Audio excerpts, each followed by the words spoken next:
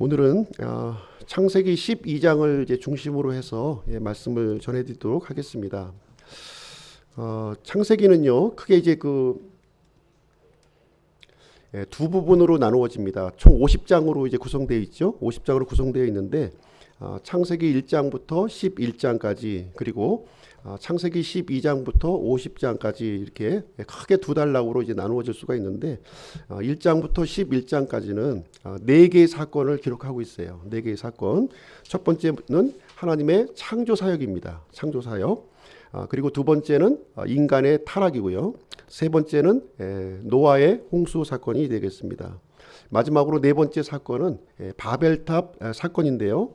이 바벨탑 사건은 인간의 그 극도의 극도의 혼돈을 보여주는 그런 사건이 되겠습니다. 모든 사람들이 하나님께서 이 세상을 이렇게 창조하셨음에도 불구하고 모든 사람들이 하나님으로부터 다 돌아서게 되었습니다.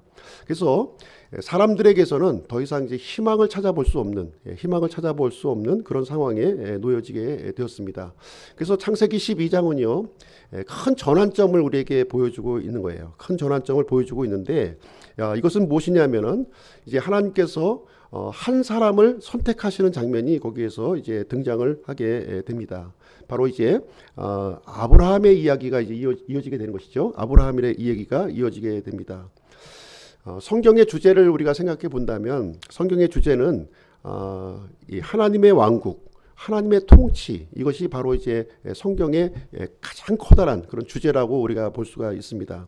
인간편에서 볼 때는 이제 구원이 이제 가장 큰 주제가 되겠죠. 그러나 구원이라고 하는 것은 하나님의 이 통치를 이루는 데 있어서의 한 부분에 불과한 거예요. 부분. 우리 사람들에게 중요하지만 전체적인 그 굵직한 주제는 하나님의 왕국, 하나님의 통치 이렇게 보는 것이 이제 합당합니다. 그래서 하나님께서는 이제 하나님의 왕국을 세우시기를 계획하셨던 거예요. 이 왕국을 세우시기 위해서 이제 한 사람을 선택하시게 되는데 바로 이제 아브라함이라고 하는 사람이 이제 되겠습니다. 그래서 우리 창세기 12장 우리가 읽어본 본문의 말씀은 하나님의 왕국을 세우는 그 기초가 되는 기초석이 되는 그 이 구절이 창세기 12장 1절부터 4절까지의 그 말씀이라고 할 수가 있는데요. 언약과 믿음이에요. 언약과 믿음을 우리에게 가르쳐주고 있는 중요한 말씀이다. 이렇게 말씀을 드릴 수가 있겠습니다. 그래서 이제 언약이라고 하는 단어가 이제 굉장히 중요한데요. 언약이라고 하는 단어가 중요한데 이 언약이라고 하는 것은 하나님께서 주권적으로 사람들과 하시는 그 약속을 말하고 있는 거예요. 하나님께서 사람과 이렇게 맺으시는 이 은혜스러운 약속을 바로 이제 언약이다 이렇게 부르고 있습니다. 그래서 이제 하나님께서는 이제 아브라함과 이제 언약을 맺으시면서요, 이 아브라함의 언약으로 사람들을 이제 부르시고 있는, 초청하고 있는 그런 내용이 이제 되겠습니다.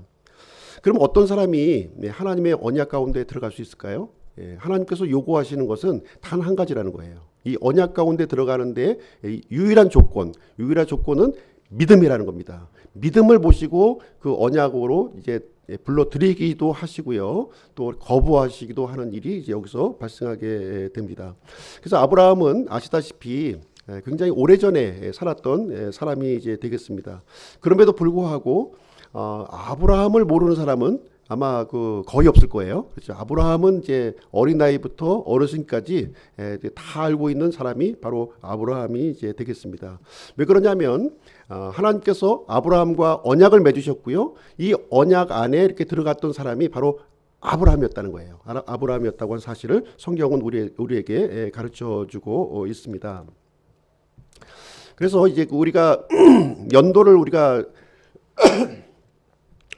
이제 보시게 되면 예수님을 기점으로 이제 BC와 AD로 이렇게 나누어지는 거예요. BC와 AD. 다 알고 계시죠? 그래서 BC라고 하는 것은 Before Christ의 약자이고 AD는 라틴어예요. 아노 도미니라고 하는 뜻 이제 단어를 사용하고 있는데 Before Christ, BC는 그리스도 이전의 시대라는 거예요. 그리스도 이전의 시대를 얘기해주고 있는 것이고, AD는 그리스도 이후의 시대, 주님의 시대, 주님이 통치하시는 시대, 이런 의미를 우리에게 가지고 있습니다. 지금 그럼 우리는 어떤 시대에 살고 있는 건가요? 우리는 주님의 시대에 살고 있는 거예요. 주님이 오셨고 또 그 주님의 시대를 우리가 이제 살아가고 있는 내용이 되겠습니다. 이 주님을 이제 그리스도를 준비했던 최초의 사람이 바로 아브라함이라는 거예요. 이 아브라함의 이야기를 오늘 중심으로 해서 살펴볼 것이고요. 특별히 아브라함과 맺었던 이 언약에 대해서 같이 한번 살펴보는 그런 시간을 갖도록 하겠습니다.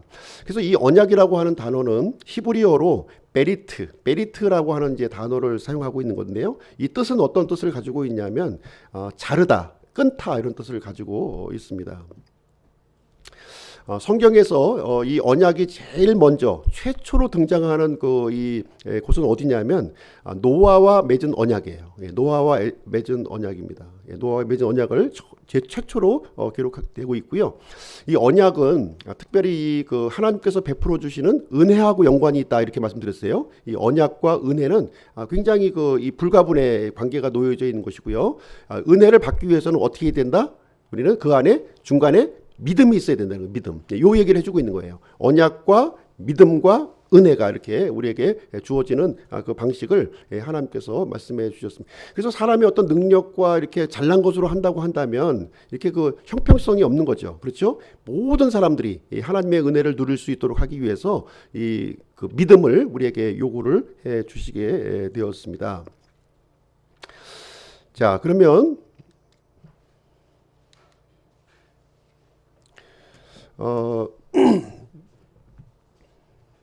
이 노아와 맺은 언약을 한번 보실 텐데요. 노아와 맺은 언약을 보시게 되면 창세기 6장 18절에 이제 언급이 되어 있는데요. 창세기 6장 18절을 보시게 되면 그러나 너와 더불어 내가 내 언약을 세우리니 너는 너와 내 아들들과 내 아내와 너와 함께한 내 아들들의 아들들과 함께 방주로 들어올지니라 이렇게 말씀을 해주셨어요. 그래서 하나님께서는 인간의 이 사악함이 너무나도 이 크다고 하는 사실을 우리가 알게 되고 그래서 온 세상을 물로 이제 심판하시기로 작정하신 것이죠. 그때 하나님께서 누구와 언약을 맺어 주시게 되냐면 이 노아와 언약을 맺어 주시는 거예요. 노아와 언약을 맺어 주셔서 온 세상이 심판하지만 심판에서 이게 구출받을 수 있는 그 은혜를 이제 노아에게 베풀어 주시게 되는데 노아에게는 뭐가 있었다? 믿음이 있었다는 거예요. 믿음이 있었기 때문에 노아와 8명의 이 가족이 극심한 심판에서 구출받는 놀라운 일이 이제 발생하게 되었습니다. 자, 그래서 이제 노아에 이어서 이제 그 나오는 언약이 무엇이냐면 바로 이제 아브라함 언약이에요. 아브라함의 언약을 우리에게 이제 가르쳐 주고 있습니다. 자, 언약의 형태를 한번 보시게 되면요. 언약의 형태를 보시게 되면 이제 세 가지로 우리가 좀 구분할 수가 있는데요. 첫 번째는 쌍방 언약입니다. 쌍방 언약. 이것은 이제 언약의 당사자가 동등할 때 이루어지는 이 언약이 쌍방 언약의 형태를 이제 우리가 갖게 되고요. 두 번째 그 언약의 형태는 일방 언약이라는 거예요. 일방 언약. 이것은 이제 그 유력한 자와 약한 자 사이에 맺어지는 언약이에요. 다시 말하자면 전쟁을 하게 되면 승전국이 있고 패전국이 있잖아요. 그렇죠? 그렇기 때문에 승전국과 패전국 사이에 맺어지는 언약이다.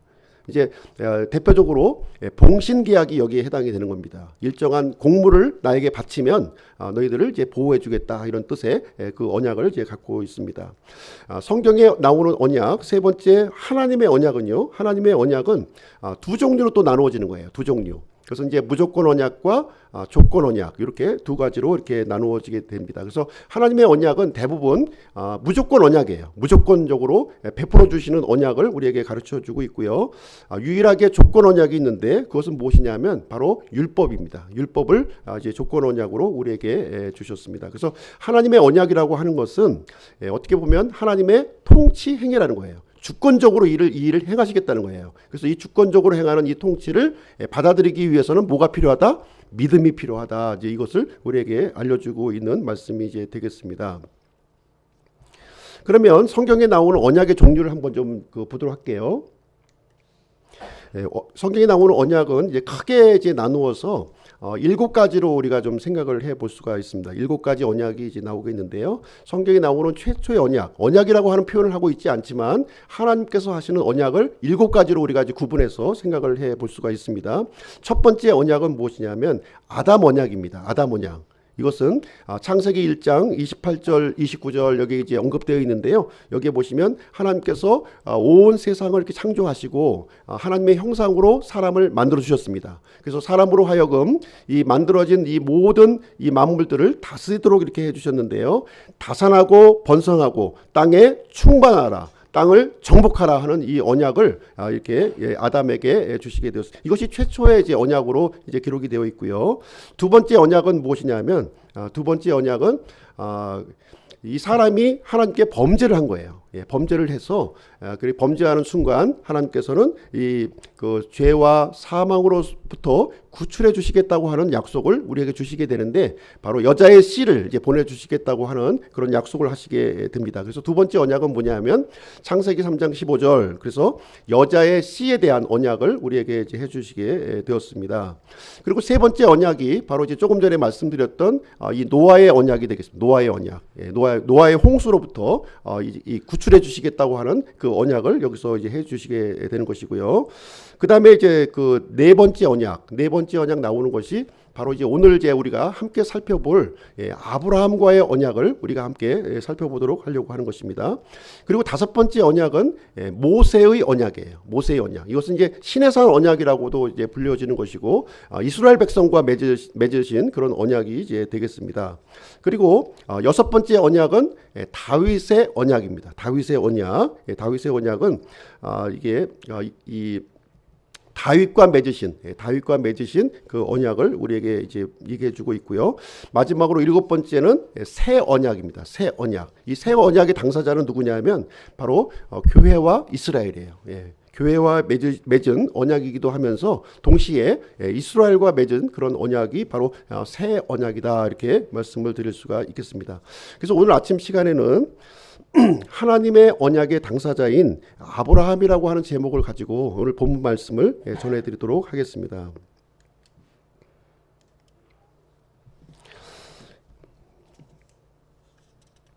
첫 번째, 아브라함은 하나님의 말씀에 순종하는 믿음을 가졌다고 하는 것입니다. 순종하는 믿음을 가지게 되었습니다. 1절 말씀 보시겠습니다. 12장 1절 말씀을 보시게 되면 그런데 전에 주께서 아브라함에게 이르시되 너는 네 고향과 친족과 아버지 집에서 나와 내가 내게 보여줄 땅으로 가라 이렇게 얘기하고 있습니다. 여기에 보시게 되면 그런데 전에 주께서 아브라함에게 이르시되 이렇게 시작을 해주고 있는데요. 전에 하나님께서 이제 말씀을 해주셨다는 거예요. 전에 말씀을 해주셨는데 어디에서 해주시게 되었냐면 갈대아 우르라고 하는 장소에서 하나님께서 이미 말씀을 해주셨다고 이렇게 얘기를 해주고 있습니다. 이 갈대아 우르라고 하는 곳은 어떤 장소가 되냐면 아주 비옥한 장소예요. 아주 비옥한 장소인데 티그리스 강과 유프라테스 강 사이에 강과 강 사이에 놓여져 있는 아주 그 넓고 비옥한 그 이 평야지대를 이제 의미를 해주고 있습니다. 이런 그 비옥한 토지에서 지금 이제 하나님께서 아브라함을 부르시는 장면이 여기서 기록이 되어 있는 거예요. 그래서 이 굉장히 그 물질적으로 풍요했고요. 모든 것이 아주 부족함이 없는 그런 땅이었어요. 그런 그 세상 것으로 가득 차 있는 이 땅에서 아브라함을 부르셨고요. 또 아브라함은 하나님의 말씀에 이렇게 순종했다 이렇게 얘기를 해주고 있는 내용이 이제 되겠습니다. 사실 우리가 보시게 되면 이 세상 것으로 가득 차 있게 되면요, 하나님의 말씀이 들리지가 않는 거예요. 내가 이 세상에 있는 이런 여러 가지 것들로 이렇게 가득 차 있으면 아무리 하나님의 말씀을 얘기해 줘도 그 가치도 알지 못하고 그 중요성을 알지 못하게 되는 것이죠. 그걸 반응을 할 수가 없는 거예요. 그러나 아브라함의 경우에 있어서는 이 세상 것을 의지하지 않고 하나님의 말씀에 반응하고 믿음을 가졌다 이렇게 여기서 말씀을 해주고 있는 내용이 이제 되겠습니다. 그래서 아브라함은요, 세상에 있는 이 여러 가지 것들보다 이 하나님의 말씀을 무겁게 받아들였다는 거예요. 무겁게 받아들이는 아브라함의 모습을 우리에게 얘기해 주고 있습니다. 그래서 이 지역이 바로 이제 메소포타미아를 얘기를 해주고 있는 건데요. 강과 강 사이에요. 위에 흘러가고 있는 강이 이제 티그리스 강이죠. 티그리스 강이고 아래에 흘러가고 있는 아주 긴 강이 유프라테스 강을 우리에게 이제 소개를 해주고 있습니다. 그래서 이제 이 지중해 쪽에서 지중해 상부 쪽에서 이 페르시아만 쪽으로 흘러가는 두 개의 아주 거대한 강이에요. 굉장히 강폭도 넓고요. 아주 그 물살도 빠른 그런 그 아주 넓은 한강과는 비교도 안 되는 아주 넓은 강을 여기서 얘기를 해주고 있습니다. 그래서 이 오른쪽에 보시게 되면 페르시아만 쪽에 있는 그 이 도시가 바로 갈대아 우르라고 하는 도시예요. 그래서 아브라함이 거기에서 거주했던 그 하류에서 이렇게 거주를 하고 있었고요. 그래서 이 그 두 강을 거슬러서 쭉 올라가게 되면 상부 쪽에 이제 어떤 도시가 나옵니까? 바로 하란이라고 하는 도시가 나오는 거예요. 하란이라는 도시. 그래서 우르와 하란 사이의 거리는 어느 정도의 거리가 되느냐? 거의 1000km가 되는 거예요. 1000km.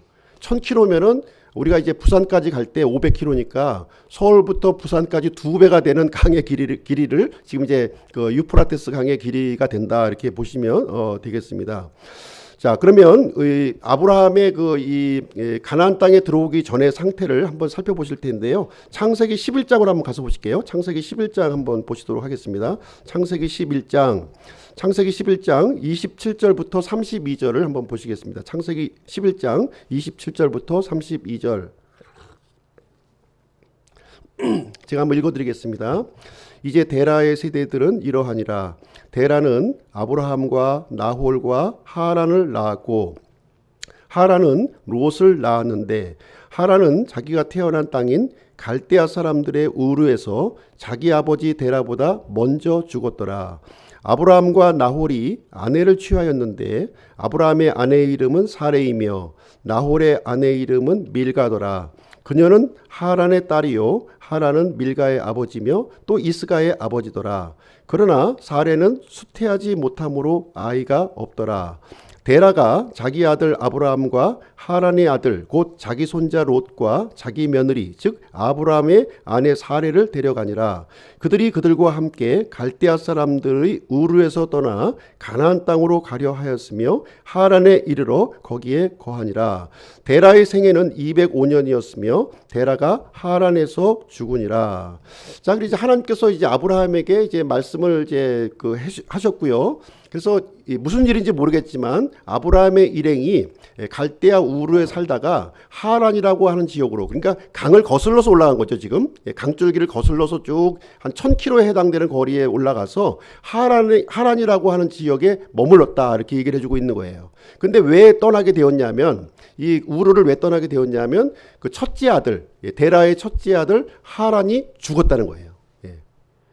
굉장히 중요한 이 성경의 정확한 내용은 나오고 있지 않지만 이 아브라함과 이 아브라함의 가족들은 이 우르를 떠나야만 되는 그런 급박한 상황에 몰리게 되었고, 또 첫째 아들 하란이 죽었다 이런 표현을 한 것으로 보아서는 굉장히 중요한 그 아브라함의 집안에 어떤 그동안 이렇게 터전을 내리고 모든 것이 이렇게 준비되어 있었던 이 땅을 떠나야만 되는, 그러니까 우리가 이사를 하더라도 말이죠. 이사한다는 게 쉬운 건 아니죠. 지금도 내가 살고 있던 이 지역을 떠나는 게 쉬운 일이 아닙니다.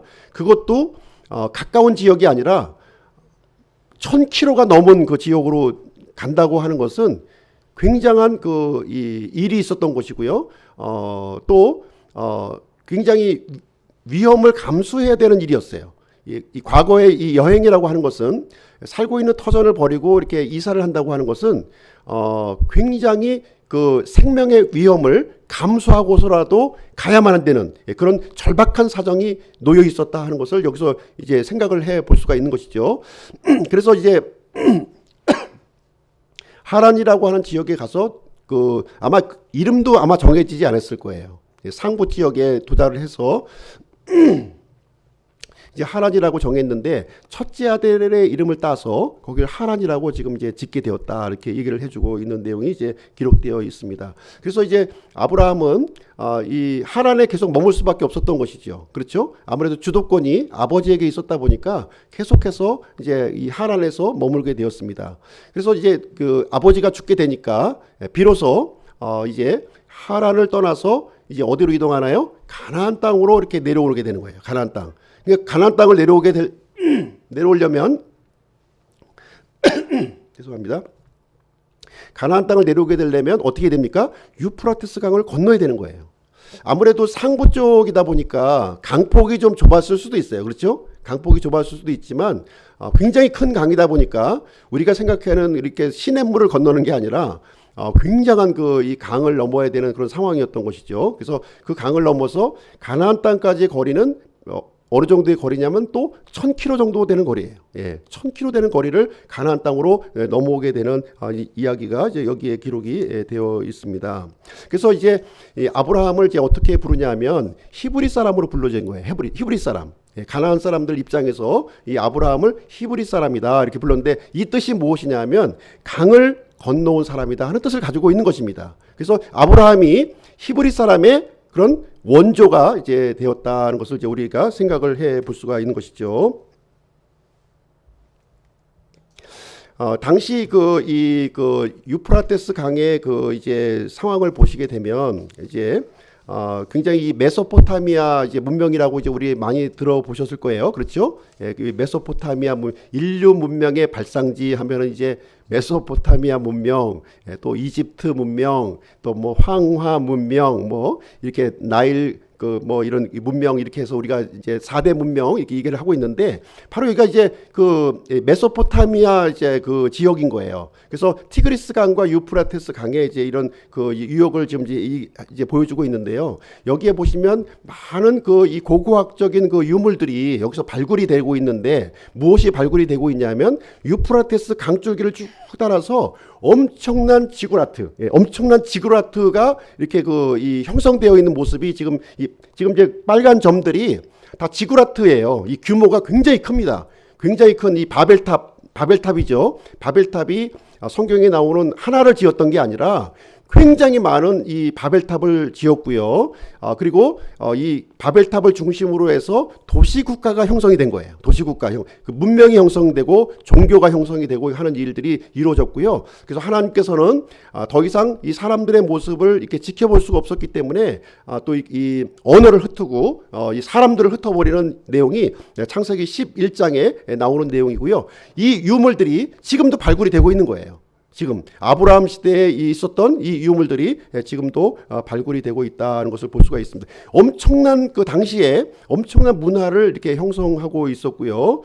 이 바벨탑은 특별히 이 하나님을 섬기기 위해서 세운 것이 아니라 우상을 섬기기 위해서 달신을 섬기고 또 이렇게 말두기라고 하는 그 신을 섬기고 태양신을 섬기는 그런 용도로 이게 사용되었다는 것이 지금 이제 발견이 되고 있는 상황이 되겠죠. 그래서 그 당시에는 엄청나게 이 도덕적으로 타락하고 부패한 문화를 가지고 있었던 거예요. 그리고 도시 국가를 형성하고 있었기 때문에 각 서로가 죽이고 살육하는 그 일들이 유프라테스 강 주변으로 이런 일들이 이제 막 범람하게 이루어지게 되고 있었습니다. 그러니까 영적으로, 육적으로, 혼적으로 완전히 타락한 이 지역이 바로 메소포타미아 지역이다 이렇게 생각을 하시면 되겠습니다. 이런 상황에서 하나님께서는 이제 아브라함에게 말씀을 해주신 거예요. 이 갈대아 우르를 너희가 떠나라 이렇게 이제 얘기를 해주고 있어요.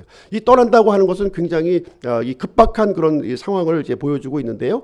그냥은 안 떠났을 겠죠. 그죠? 그냥 너 떠나라 했을 때 그냥 떠나기가 쉽지가 않은 거기 때문에 아마 이제 처다들 하란이 죽게 되는 급박한 상황으로 몰아서 하나님이 이제 이동을 시켰는데 이동한 장소가 어디냐면 결국은 이 메소포타미아 지역을 벗어나지 못하고 있었던 거예요. 하란 쪽으로 그대로 거주하게 되는 그런 모습을 이제 보여주고 있습니다.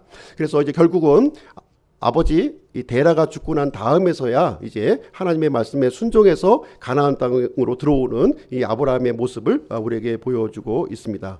그래서 아브라함의 가족들은요 여전히 환경을 보고 움직였던 거예요. 그러나 아브라함만큼은 이렇게 하나님의 말씀을 따라서 움직이고 있는 모습을 우리에게 보여주고 있다 이렇게 모습을 볼 수가 있겠습니다.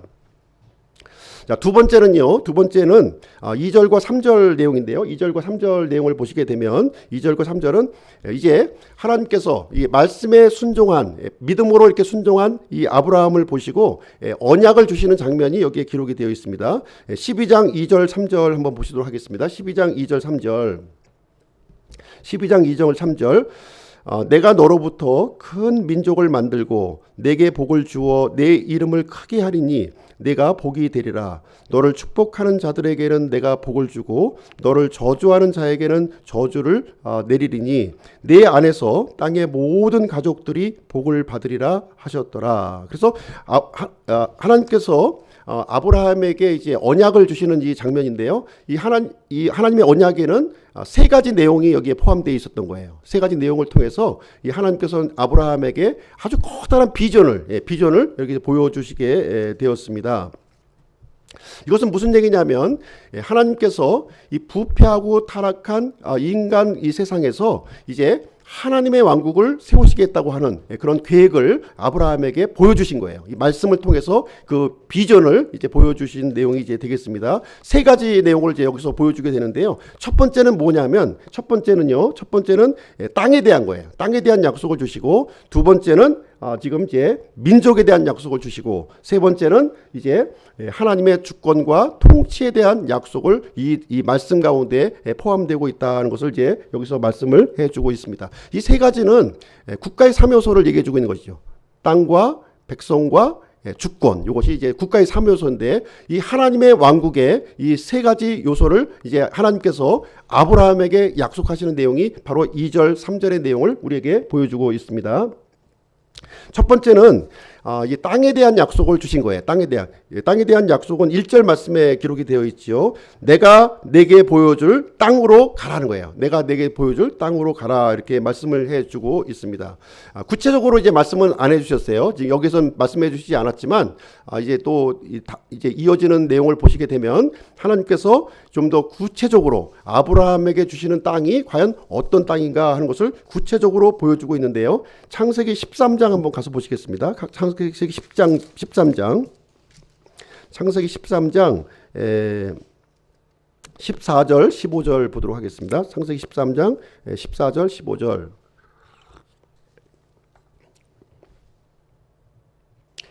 제가 읽어드릴게요.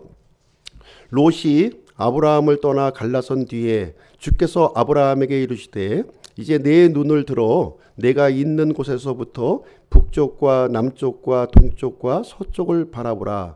내가 보는 온 땅을 내가 너와 내 씨에게 영원히 주리라, 이렇게 말씀을 해주셨어요. 그래서 이제 이 장면은 어떤 장면이냐면 아브라함과 롯이 갈라지고 나서 이제 하나님께서 이 땅에 대한 부분을 구체적으로 아브라함에게 이제 그 제시를 해주는 장면이 이제 됐고요. 좀 더 보시게 되면 더 구체적으로 이제 하나님께서 말씀해 주십니다. 창세기 15장으로 한번 가서 보실게요. 창세기 15장 18절 보시겠습니다. 창세기 15장 18절부터 21절.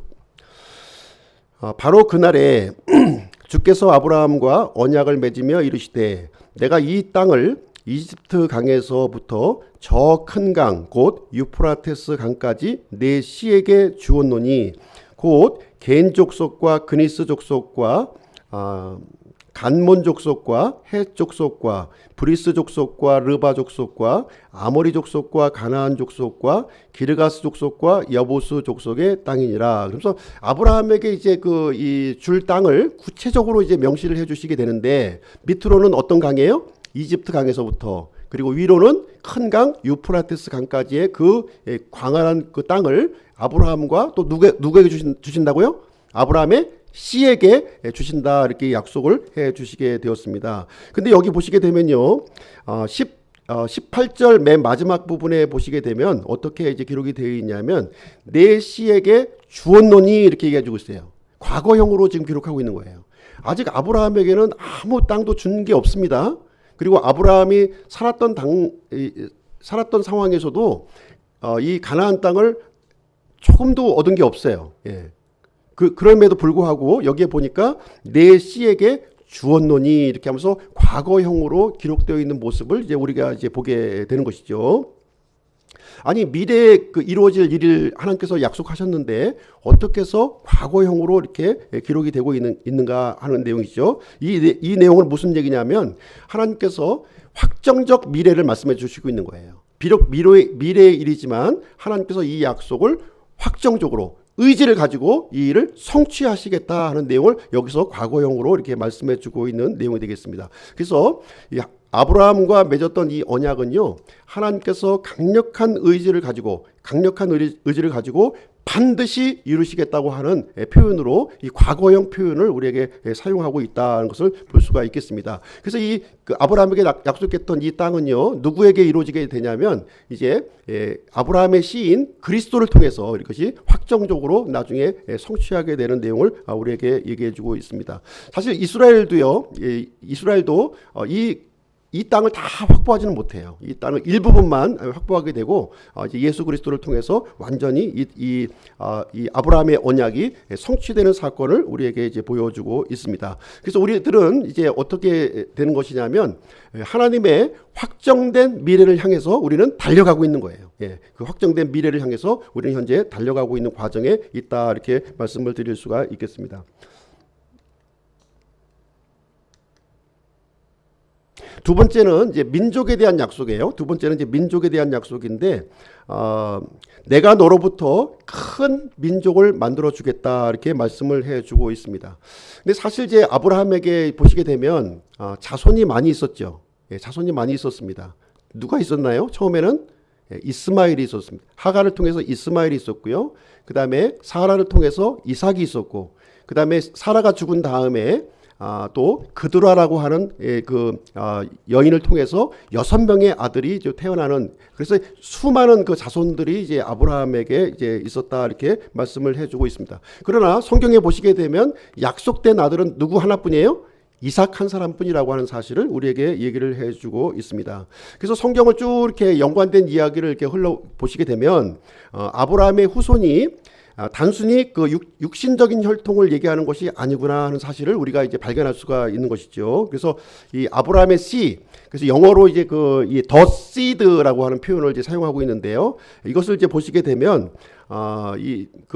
단수로 되어 있는 거예요. 이 seed가 단수로 되어 있으면서 또 한편으로는 이 seed라고 하는 단어가 이렇게 그 집합 명사로 또 사용을 되고 있는 것이죠. 두 가지 의미로 이제 사용되고 있는 것입니다. 단수의 의미도 갖고 있고 이 복수의 의미를 가지고 있다는 것을 여기서 얘기를 해주고 있습니다. 그래서 이 복수의 의미로 생각을 할 때 아브라함의 씨라고 하는 것은 아브라함의 이 믿음을 가진 사람들, 아브라함의 언약에 이렇게 속해 있는 사람들, 그러니까 단순히 혈통적인 후손을 얘기하고 있지 않다는 거예요. 그렇죠? 혈통적인 후손이 아니라, 그래서 이스라엘 백성들도 혈통의 후손으로 자기를 생각했던 거예요. 아브라함을 아버지로 이렇게 생각했는데, 이제 하나님께서는 혈통의 후손이 아브라함의 후손이 아니라고 하는 사실을 이제 예수님께서도 얘기를 해주는 장면을 우리가 보시게 됩니다. 그래서 아브라함의 믿음을 갖고 있는 사람들만이 진정한 아브라함의 자손이지, 육신적인 혈통은 진정한 하나님의 자녀가 아니다 하는 것을 얘기를 해주고 있습니다.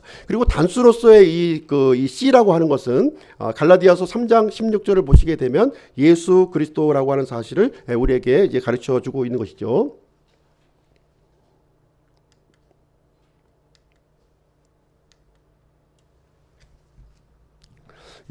갈라디 3장 16절 보시게 되면 이제 보여주고 있습니다.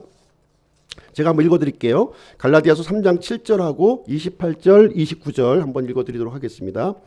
그런즉 너희는 믿음에 속한 자들 곧 그들이 아브라함의 자손인 줄 알지어다. 거기에는 유대인이나 그리스인이 없고 매인자나 자유로운 자가 없으며 남자나 여자가 없나니 너희는 다 그리스도 예수님 안에서 하나이니라.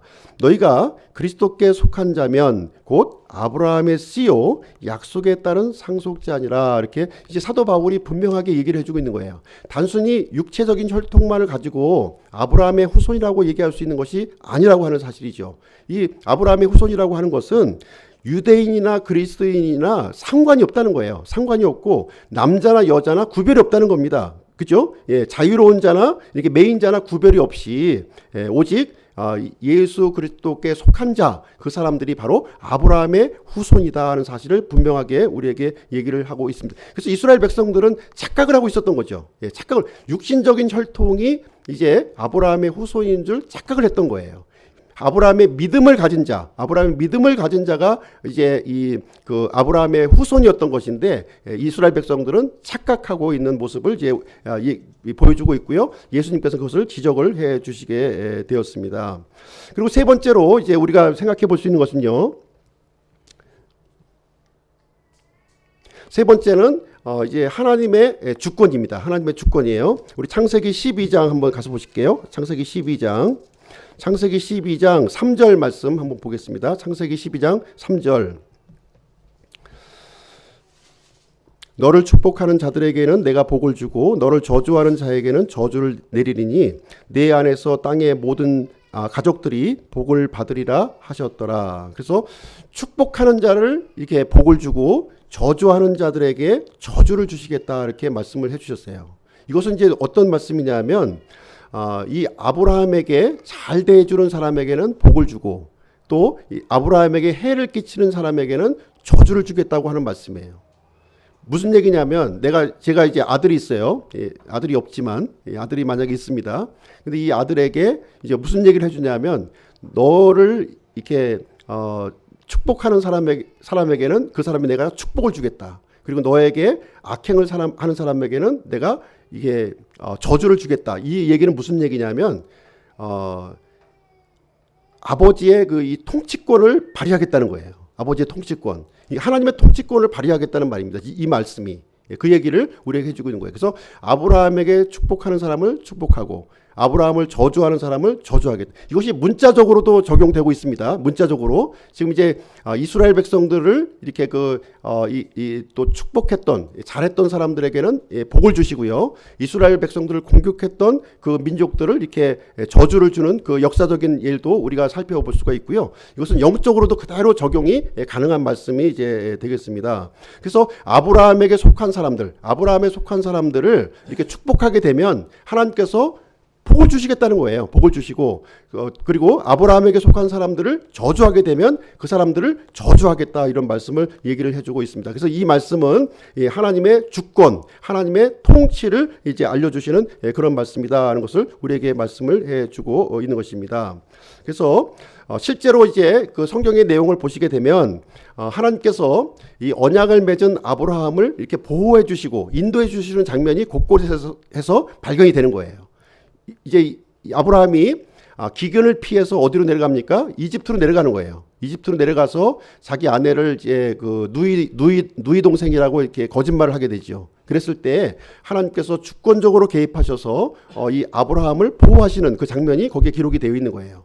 나중에 또 아비멜렉에게도 동일한 일이 일어났죠. 자기 목숨을 구하기 위해서 또 이제 이렇게 거짓말을 합니다. 그때도 하나님이 주권적으로 개입하셔서 이 아브라함을 보호해 주시고 구출해 주시는 그런 장면이 여기에 기록이 되어 있습니다. 그래서 아브라함의 전생에 동안에 비록 아브라함이 이렇게 연약하고 이렇게 그 잘못된 모습을 보였지만 이 언약을 맺어져 있는 이 아브라함은 하나님께서 보호하시고 인도하시는 그 모습을 기록해 주고 있고요. 아브라함은 평안한 죽음을 이제 맞이하게 되었고 이 낙원에 거주하고 있다. 성경은 우리에게 말씀을 해주고 있는 것입니다. 그래서 우리에게도 마찬가지인 거예요. 우리도 이제 일단 하나님의 언약 속에 들어가기만 하면 걱정할 필요가 없다는 거예요. 비록 우리가 실수를 할 수도 있을 거예요. 죄를 범할 수도 있을 것입니다. 그러나 하나님의 언약 가운데 거하기만 한다면 하나님께서는 주권적으로 우리를 개입하셔서 우리를 보호하시고 인도하신다고 하는 약속의 말씀이 바로 이 말씀을 얘기해 주고 있는 것입니다. 그리고 이 땅에 사는 동안에도 우리가 무엇을 해주세요 이렇게 간구하지 않더라도 언약 안에 거하기만 하면 모든 필요한 것들을 우리 아브라함을 이렇게 공급하시고 인도하실 것처럼 우리들을 보호하시고 인도하신다는 약속이 이 말씀이 우리에게도 여전히 유효한 그런 그 언약의 말씀이 되겠습니다. 그래서 우리가 예수 그리스도 안에 속해 있기만 하면 이 아브라함의 언약에 속해 있기만 하면 우리는 그러한 모든 복을 아브라함이 누렸던 그 복을 우리도 누릴 수 있다 이렇게 얘기를 해주고 있습니다. 그래서 하나님께서는요 아브라함에게 이제 세 가지를 말씀해 주신 거예요. 세 가지 뭘 얘기했습니까? 첫 번째는 이 그 땅에 대한 약속을 해주셨고요. 두 번째는 이 아브라함의 후손, 이 백성에 대한 약속을 해주셨고, 세 번째는 하나님의 주권, 통치에 대한 약속을 이렇게 보여주시게 되었습니다. 그래서 이 아브라함은 이제 하나님의 이 언약의 말씀을 이렇게 믿었다. 성경은 우리에게 말씀을 해주시고 있는 것입니다. 이 얘기는 무엇이냐면 이제 이 아브라함이 이제 하나님의 통치와 지배 속으로 이렇게 약속 관계, 언약 관계에 들어가 있다 하는 것을 우리에게 가르쳐 주고 있는 말씀이 이제 되겠습니다. 그래서 누구든지 이 아브라함의 언약 안으로 들어온 사람들은 복을 받게 된다는 거예요. 그렇죠? 그리고 그러나 아브라함의 언약으로부터 벗어난 사람들은 이렇게 하나님으로부터 저주를 받게 된다는 내용을 우리에게 말씀을 해주고 있는 아주 기초가 되는 말씀을 우리에게 해주시고 있는 내용이 이제 되겠습니다. 그래서 이 언약의 그 당사자, 이 최초의 당사자가 누구였느냐? 바로 아브라함이었다는 거예요. 하나님과 이 사람과 언약을 맺으시는데 이 언약의 최초의 당사자가 바로 아브라함이었다는 것을 우리에게 얘기해 주고 있는 것이고요. 그래서 우리는 아브라함을 믿음의 조상이다 이렇게 우리가 이제 생각을 하고 있는 내용이 이제 되겠습니다. 자, 그 다음에 세 번째 내용을 한번 보실게요. 세 번째를 보시게 되면 이제 그 12장 3절 4절 이제 해당되는 말씀인데요. 아브라함 안에서 땅의 모든 가족이 복을 받는다. 이제 이 얘기를 여기서 우리에게 해주고 있습니다. 3절 끝부분에 보시면 이렇게 기록이 되어 있어요. 12장 3절 끝부분에 보시게 되면 내 안에서 땅의 모든 가족들이 복을 받으리라. 이렇게 우리에게 말씀을 해주고 있습니다. 내 안에서라고 하는 말이 무슨 뜻인가요? 이 내 안에서라고 하는 뜻은 무슨 얘기냐면 아브라함의 믿음 안에서라고 하는 뜻이에요. 예? 아브라함과 맺은 이 하나님의 언약 안에서 이것을 얘기를 해주고 있는 거예요. 이 안에서만 효력을 이제 발휘하고 있다는 것입니다. 이 복이 효력을 이제 발휘하게 된다는 것을 우리에게 말씀을 해주고 있습니다. 사실 이 약속은 누구에게 주어졌습니까? 아브라함의 그 혈통적인 후손인 이스라엘에게 주신 거예요. 실질적으로 이스라엘에게 주셨다 이렇게 말씀을 해주고 있습니다. 그럼 이스라엘은 어떤 역할을 해야 됩니까? 이제 언약의 당사자로서 이제 모든 민족에게 복을 이렇게 주는 그런 역할을 감당해야 되는 거예요. 그런데 이스라엘이 그 역할을 감당하지 않고 이제 그 역할을 하지 않는 모습을 우리에게 보여주고 있는 것이죠. 그래서 이스라엘은 실패를 한 거예요. 하나님의 이 아브라함의 복을 자기만 복을 받는 것만 생각을 했지 다른 민족들에게 복을 주어야 된다고 하는 그 사명이 있다고 하는 사실을 이해하지를 못한 거예요. 하나님의 복을 나만 받으려고 그래.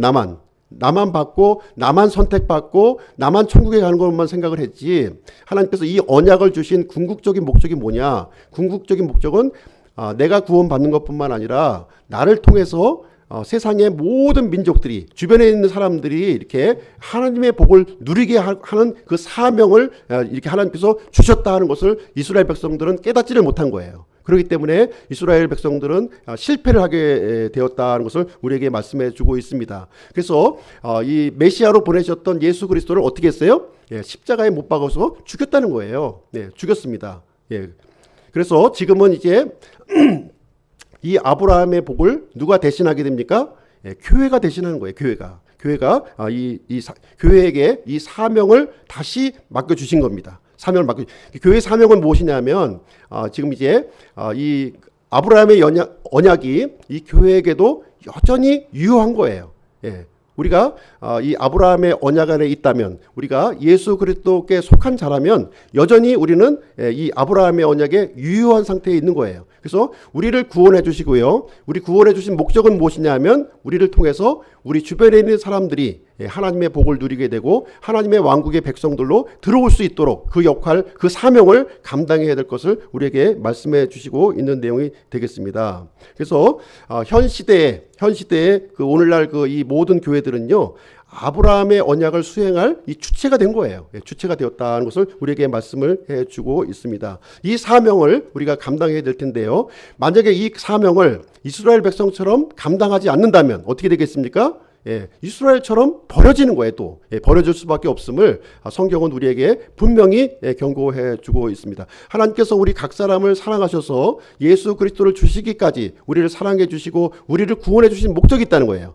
나만 구원받고 나만 하나님의 복을 누리려고 이 구원을 주신 것이 아니라 나를 통해서 이 하나님의 은혜가 다른 사람에게 흘러갈 수 있도록 하기 위해서 이 사명을 우리에게 주셨다고 하는 사실을 우리는 절대로 잊어서는 안 될 것입니다. 그래서 이 교회가 이제 예수님의 이 공중 재림하실 때까지 이 교회가 이 사명을 감당해야 되는 거예요. 그리고 나서 예수님이 공중 재림하실 때 우리 교회는 들림을 받게 되는 것이고요. 그 다음에는 이제 이스라엘 백성들에게 다시 한번 기회를 주어지게 됩니다. 그때가 바로 7년 환란기라는 거예요. 그때 이스라엘에게 다시 기회가 주어져서 하나님의 왕국 백성들을 다시 모으는 일을 이스라엘 백성들이 하게 된다는 것을 우리에게 알려주고 있습니다. 자, 그러면 이제 오늘 말씀을 통해서 이제 적용할 교훈을 한번 좀 생각을 해 보도록 하겠습니다. 적용할 교훈.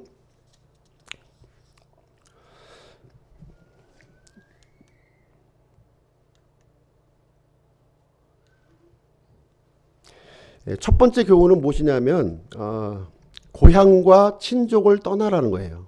고향과 친족을 떠나라. 이렇게 아브라함은요 하나님의 말씀을 듣고 어떤 결단을 하게 되었냐면 자기 친족과 고향을 떠났다는 거예요.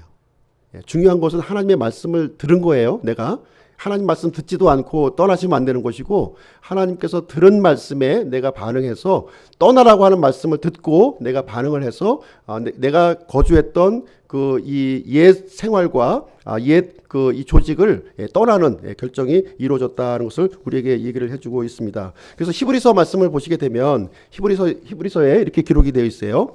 믿음으로 아브라함은 부르심을 받아 훗날 상속 재산으로 받게 될 곳으로 나가면서 순종하였고 자기가 어디로 가는지 알지 못한 채 나아갔으며, 그래서 갈 바를 알지 못하고 하나님의 말씀에 반응해서 이렇게 믿음으로 순종했다, 이렇게 우리에게 말씀을 해주고 있습니다. 그래서 아브라함은 하나님의 말씀을 듣고 과거의 삶에서 기꺼이 이렇게 떠나는 결단을 했다는 거예요.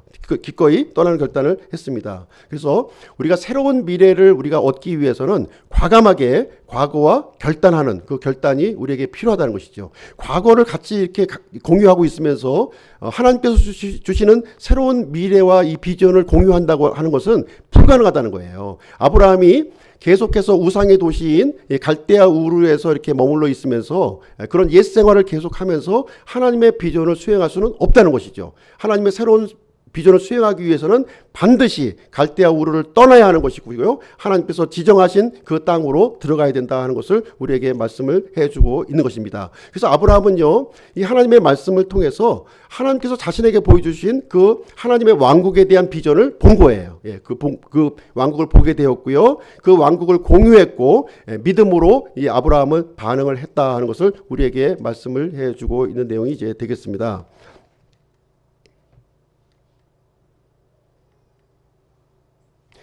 두 번째로는 떠나는 것으로 끝나서는 안 되는 것이고요. 두 번째로는 언약의 말씀을 믿으라는 겁니다.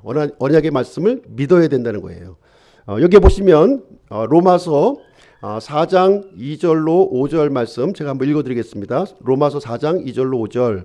만일 아브라함이 행위로 의롭게 되었으면 그 일에 대하여 자랑할 것이 그에게 있으려니와 하나님 앞에서는 없느니라. 성경 기록이 무엇라 말하느냐. 아브라함이 하나님을 믿음에 그것을 그에게 의로 여기셨느니라 하느니라.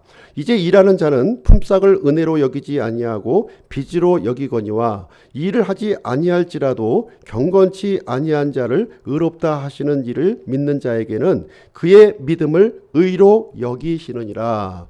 여기서 이제 그 하나님의 언약을 우리가 이제 내 것으로 이제 받아들이기 위해서는 하나님께서 요구하시는 것은 단 한 가지라는 거예요. 단 한 가지. 믿음을 요구하신다는 것을 우리에게 분명하게 얘기를 해주고 있습니다. 당시에 이 아브라함은요, 이교도였고요, 죄인이었습니다. 죄인이었는데 이 아브라함이 하나님의 이 언약의 말씀, 이 언약의 말씀을 믿었다 이렇게 말씀을 해주고 있는 것이죠. 믿었다 이렇게 말씀하시고, 그리고 하나님께서 이 믿은 아브라함을 어떻게 여겨주셨냐면 의롭다고 이렇게 여겨주셨다 이렇게 말씀을 해주고 있습니다. 이 내용을 한번 좀 중요한 내용이니까 한번 설명을 좀 드리도록 할게요. 여기 보시게 되면 이제 아까 읽었던 말씀, 아브라함이 하나님을 믿음에 그것을 그에게 의로 여기셨느니라 이렇게 말씀을 해주고 있습니다. 여기 보시면 이제 우리에게 빈문서가 있어요. 우리가 이교도이고 하나님 앞에 죄인이라면 우리가 이제 빈문서를 가지고 있는 거예요. 채무증서를 가지고 있는 것이죠. 채무증서를 이제 가지고 있는데 그 얘기는 무슨 얘기냐면 우리가 갚아야 할 죄가 있다는 거예요. 갚아야 할 죄. 하나님 앞에서 갚아야 될 죄가 있다고 하는 것은 우리가 죽어야 된다는 거예요. 죄의 삭은 사망이기 때문에 죽어야 할 죄를 이제 가지고 있는 모습이 되겠습니다. 그러나 하나님의 이 말씀을 내가 믿음으로 내가 반응을 하게 되면, 믿음으로 반응하게 되면 하나님께서 어떻게 우리를 대우해 주시게 되냐면 여겨주신다는 거예요. 여겨주신다. 여겨주신다고 하는 말이 무슨 얘기냐면 이렇게 지불하신다고 하는 뜻이 되겠어요. 지불하신다. 예. 내가 갖고 있었던 이 채무, 빚을 하나님께서 대신 지불해 주시는 거예요. 지불해 주심으로 말미암아 죽어야 될 나의 존재가 이제 영원한 생명을 소유하게 되는 그런 존재가 되었다 하는 것을 여기 아브라함의 예를 통해서 우리에게 가르쳐 주고 있는 말씀이 이제 되겠습니다. 그래서 하나님께서는 우리 죄인인 우리들이 하나님의 이 언약의 말씀, 아브라함에게 하셨던 이 언약의 말씀을 내가 믿음으로 받아들였을 때 하나님께서는 그것을 의로 여겨주시고 내가 갚아야 될 모든 채무를 하나님께서 대신 갚아주시며 영원한 생명을 우리에게 주신다 하는 것이 바로 아브라함이 가졌던 그 믿음을 우리에게 얘기를 해주고 있는 것입니다. 이 동일한 믿음을 우리가 소유하게 되면 아브라함의 후손이요 또 이제 아브라함에게 속한 그 사람이다 하는 것을 우리에게 말씀해주고 있는 내용이 되겠습니다. 그래서 이 사람들이 바로 하나님의 왕국의 그 백성들이 되는 거예요. 그 구성원들이 이제 된다 하는 것을 우리에게 가르쳐주고 있는 말씀이 이제 되겠습니다. 세 번째로 받을 교훈은 무엇이냐면, 세 번째 교훈은 아브라함과 맺었던 이 그 언약은요 그리스도의 왕국으로 결론을 맺는다는 거예요. 이 아브라함이 지금 이제 우리부터 4,000년 전에 사셨던 분이에요. 4,000년 전에 사셨던 그 분이 하나님과 이게 언약을 맺어 주셨는데 그 언약의 이 결말은 뭐냐? 결론은 바로 그리스도의 왕국으로 이어진다 하는 것을 우리에게 가르쳐 주고 있는 그런 말씀이 되겠습니다. 그래서 아브라함의 언약은요 하나님의 왕국의 이 첫 단추, 첫 출발을 시작하는 겁니다. 첫 출발을 시작하고 있는 것이고요. 그래서 하나님께서는 아브라함에게 무엇을 알려주셨냐면 하나님의 왕국의 이 땅을 말씀하셨고 거기에 소속해 있는 백성들을 말씀하셨고 그 다음에 하나님의 주권을 이렇게 말씀해 주셨다 이렇게 말씀해 주고 있습니다. 그 다음에 이제 아브라함의 언약에 이어서 이제 이어지는 언약이 무엇이냐면 모세 언약이에요.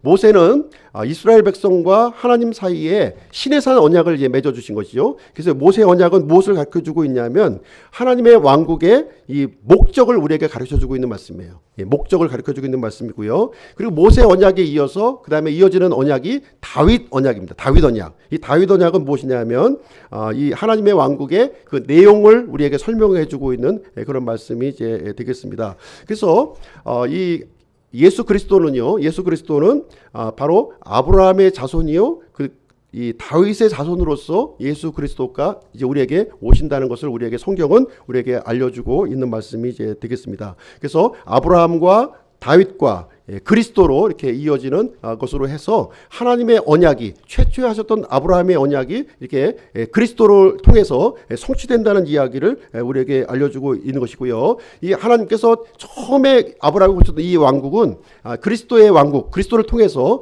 그리스도의 왕국으로 완성된다 하는 것이 성경의 결론이 되는 그런 말씀이 이제 되겠습니다.